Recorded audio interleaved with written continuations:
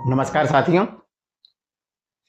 जैसा कि हम पिछले कुछ अध्याय से बात कर रहे हैं इमरजेंसी के बारे में, अभी तक हमने बात की स्टेट इमरजेंसी के बारे में और नेशनल इमरजेंसी के बारे में कि क्या होती है स्टेट इमरजेंसी और क्या होती है नेशनल इमरजेंसी। आज के अध्याय में हम समझने की कोशिश करेंगे कि आखिर क्या होता है वित्तीय आपातकाल या फाइनेंशियल इमरजेंसी और ये कब लगाई जाती है, इसके लिए क्या प्रावधान है, इसके क्या क्या नियम हैं और ये कैसे काम करती है। तो चलिए शुरू करते हैं फाइनेंशियल इमरजेंसी के बारे में। तो साथियों, आज के अध्याय में हम बात करने वाले हैं, जैसा मैंने बताया, फाइनेंशियल इमरजेंसी के बारे में। आर्टिकल 360 संविधान का आर्टिकल 360 जो है ये व्यवस्था देता है कि देश में यदि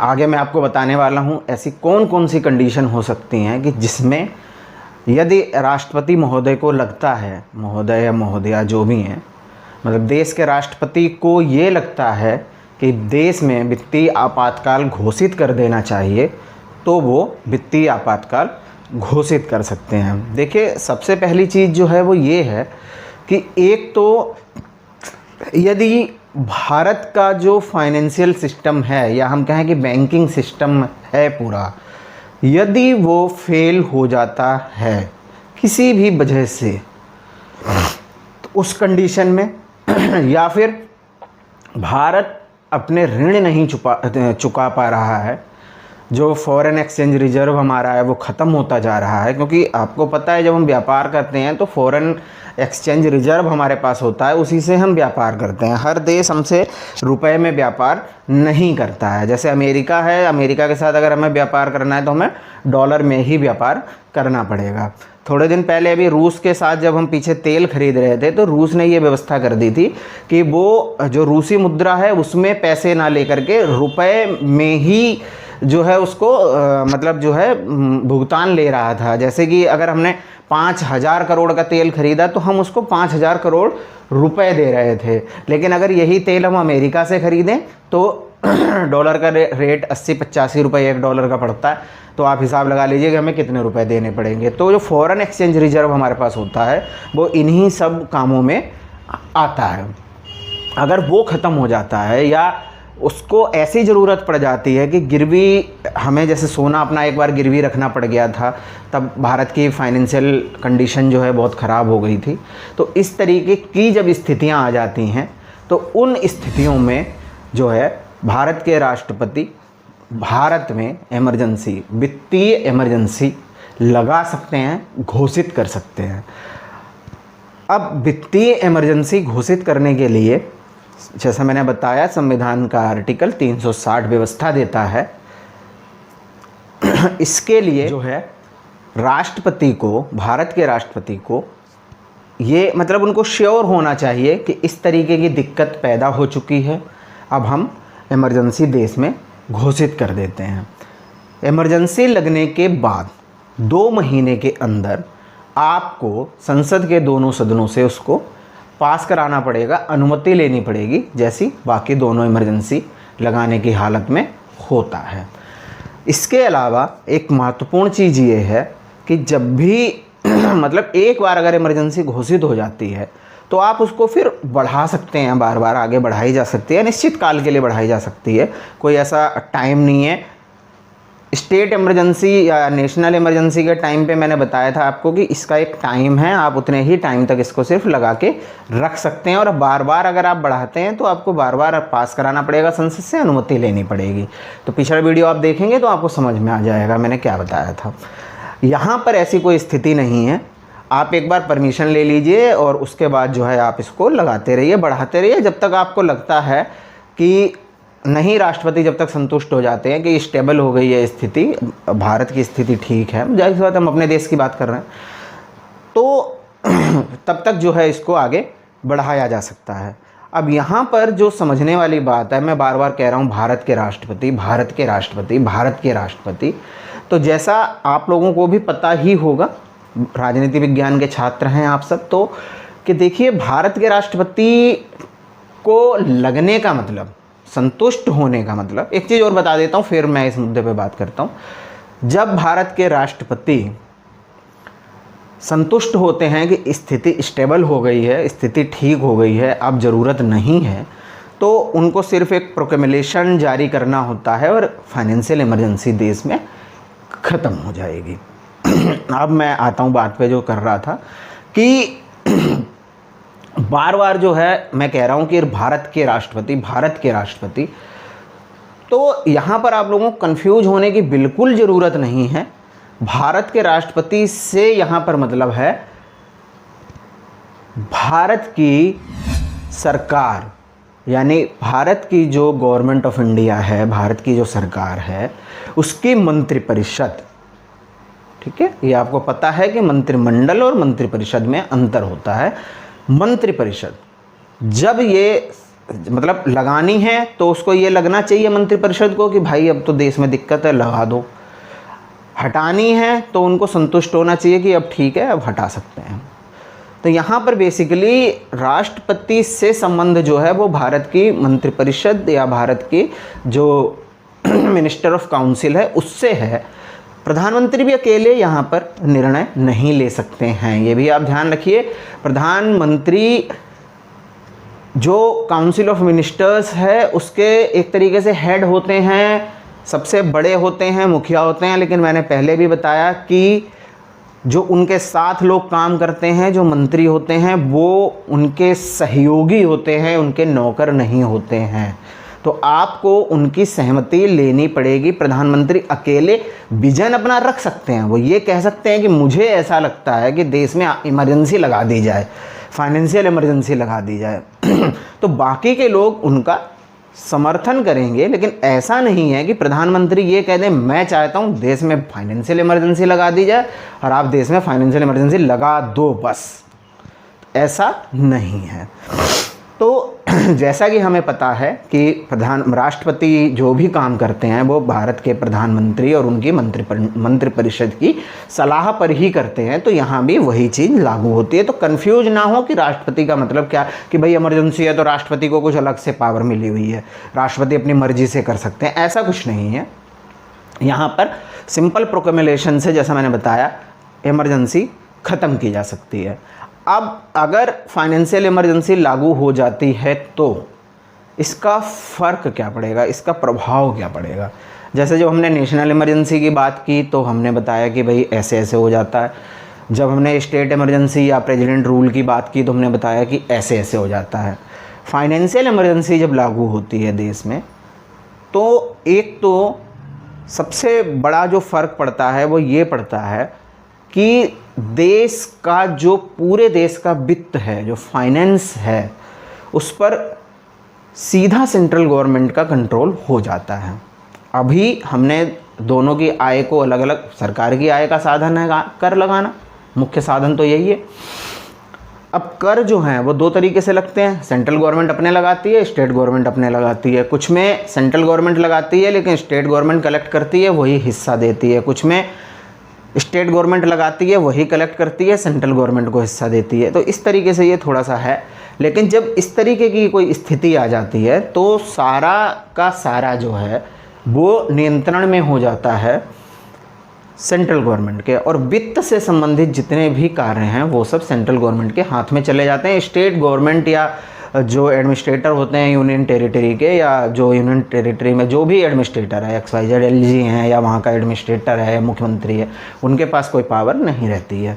तो आप सीधा सा ये समझिए कि जब भी फाइनेंशियल इमरजेंसी लागू होती है अगर, तो सारा फाइनेंस से संबंधित कंट्रोल जो है वो प्रधानमंत्री और उनके मतलब केंद्र सरकार के पास चला जाता है और वही इसको कंट्रोल करते हैं। अब देखिए यहाँ पे मैंने बार बार अभी आपसे ये कहा कि इस केंद्र सरकार का दखल हो जाता है, केंद्र सरकार कंट्रोल करती है, नियंत्रित करती है, यानी भाई राष्ट्रपति के हाथ में चली जाती है और राष्ट्रपति प्रधानमंत्री और उनकी मंत्रिपरिषद की सलाह के अनुसार कार्य करते हैं। अब यहाँ कंट्रोल करने का मतलब क्या है, तो देखिए कंट्रोल करने का मतलब ये है कि अभी सामान्य स्थिति में क्या होता है, जैसा मैंने अभी बताया कि कुछ कर केंद्र सरकार लगाती है, वसूलती है और खुद ही उनको स्टेट्स के साथ बंटवारा करती है। कुछ कर ऐसे होते हैं जिनको स्टेट गवर्नमेंट लगाती है, स्टेट गवर्नमेंट ही उनको कलेक्ट करती है और स्टेट गवर्नमेंट ही उनको बंटवारा करती है। कुछ ऐसा भी हिस्सा होता है कि जो सेंट्रल गवर्नमेंट लगाती है, वसूलती है, अपने पास रखती है, स्टेट गवर्नमेंट लगाती है, वसूलती है, अपने पास रखती है, यानी किसी को देती नहीं है। कुछ चीज़ों के लिए फाइनेंशियल कमीशन है, तो जब फाइनेंस कमीशन जो है वो बंटवारा करता है दोनों के बीच में। तो जब यहाँ पर बात आ जाती है कि सब कुछ सेंट्रल गवर्नमेंट के अधीन हो जाता है, फाइनेंशियल सिस्टम पूरा, तो इसका मतलब है कि सेंट्रल गवर्नमेंट उस एक हर चीज़ को, फाइनेंशियल हर चीज़ को कंट्रोल कर सकती है। जैसे घर का मुखिया है और घर में सबको पैसे देता है, पैसे बांटता है, और अगर एक महीने की तनख्वाह ना आए तो वो सबसे कह देता भाई देखो इस महीने थोड़ी सी प्रॉब्लम है, आप लोग अपने फालतू के खर्चे बंद कर दीजिए, या मैं सबके पैसे में से 500-500 रुपये की कटौती कर रहा हूँ, 2-2 हज़ार देता था, 1500-1500 मिलेंगे, नहीं दे पाऊँगा। सेम यही चीज़ होती है सेंट्रल गवर्नमेंट के साथ। सेंट्रल गवर्नमेंट कहती है एक तो सारा कलेक्शन आप मुझे दोगे क्योंकि देश में फाइनेंशियल इमरजेंसी लागू हो रखी है।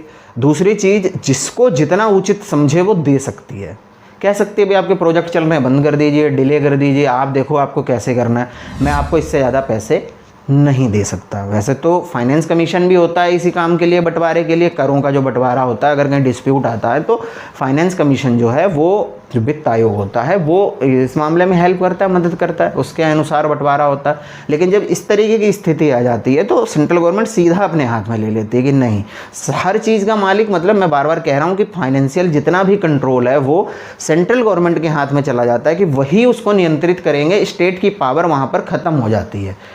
सेंट्रल गवर्नमेंट, या हम कहें कि संघ सरकार जो है वो वैसे भी ज़्यादा शक्तिशाली है स्टेट से। यहाँ पर थोड़ा सा उसको एटोनॉमी दे रखी थी कि ठीक है भाई आप अपने आप करवर लगा के वसूल सकते हो। अब फाइनेंशियल अगर इस तरीके की इमरजेंसी आ जाती है तो वो भी ख़त्म। अब आप कुछ नहीं करोगे, सब कुछ हम ही करेंगे, अपने आप वसूल लेंगे, अपने आप बांट लेंगे, सब कर लेंगे आपको, क्योंकि भाई मैंने बताया ना, संरक्षण प्राप्त है हमें केंद्र सरकार का, संघ का, और उसके तहत हम काम करते हैं। जैसे अमेरिका में है तो वहाँ पर ऐसा नहीं है, वहाँ पर वो सब एक दूसरे से जुड़े हुए हैं, लेकिन वहाँ पर संघ इतना जो है वो नहीं है, फेडरलिज्म है, हमारे यहाँ पर यूनियन है। दोनों का मतलब एक ही होता है हिंदी में, लेकिन दोनों का अर्थ जो है अलग अलग है। तो ये चीज़ हो गई। इसके साथ दूसरी चीज़ ये हो सकती है कि कोई भी सरकारी कर्मचारी है, चाहे वो केंद्र सरकार का हो, राज्य सरकार का हो, आपका एक तहसील में काम करने वाला पटवारी हो, चाहे केंद्र सरकार का कोई बहुत बड़ा IAS अफसर हो, कैबिनेट सचिव हो इवन और चाहे वो कोई भी हो, उसकी सैलरी रिड्यूस हो सकती है, रोकी जा सकती है। उसको ये कहा जा सकता है, जैसे होता है ना कि घर में अगर आर्थिक संकट आ जाता है तो कहते हैं भाई ठीक, तेरी तुम दोनों को इतना ज़्यादा ज़रूरी नहीं है, तुम दोनों को पैसे नहीं मिलेंगे इस महीने के, ठीक है, तुम ऐसे ही अपना काम चलाओ। तो ये किया जा सकता है, या कटौती हो सकती है, कम किया जा सकता है। और इसमें सबसे महत्वपूर्ण बात कि इस प्रावधान के अंदर हाई कोर्ट यानी न्यायपालिका राज्य की भी और केंद्र सरकार यानी कि सर्वोच्च न्यायालय भी इसमें शामिल है। बाकी दोनों टाइप की इमरजेंसी में न्यायपालिका जो है उसके ऊपर कोई प्रभाव नहीं होता है, वो बिल्कुल अछूती रहती है, लेकिन यहाँ पर ऐसा नहीं है और उनकी भी काटी जा सकती है। बल्कि यहाँ पर यह भी संविधान में प्रावधान है कि फाइनेंशियल इमरजेंसी को छोड़कर और किसी भी स्थिति में आप जो न्यायपालिका के जज हैं और जो भी लोग हैं उनकी वेतन को आप कम भी नहीं कर सकते हो। जो वेतन उनको निर्धारित है वही उनको मिलेगा। मतलब ये व्यवस्था इसलिए बनाई गई थी कि भाई बिना किसी प्रेशर के काम कर सकें, बिना किसी दबाव में आए काम कर सकें। उनको ये ना लगे कि सरकार के फैसले के खिलाफ अगर हमने किसी कोई निर्णय दे दिया तो सरकार कहीं तनख्वाह ना काट देगी, ठीक है इसको 2 लाख रुपए मिलते हैं, काट के 1 लाख कर दो।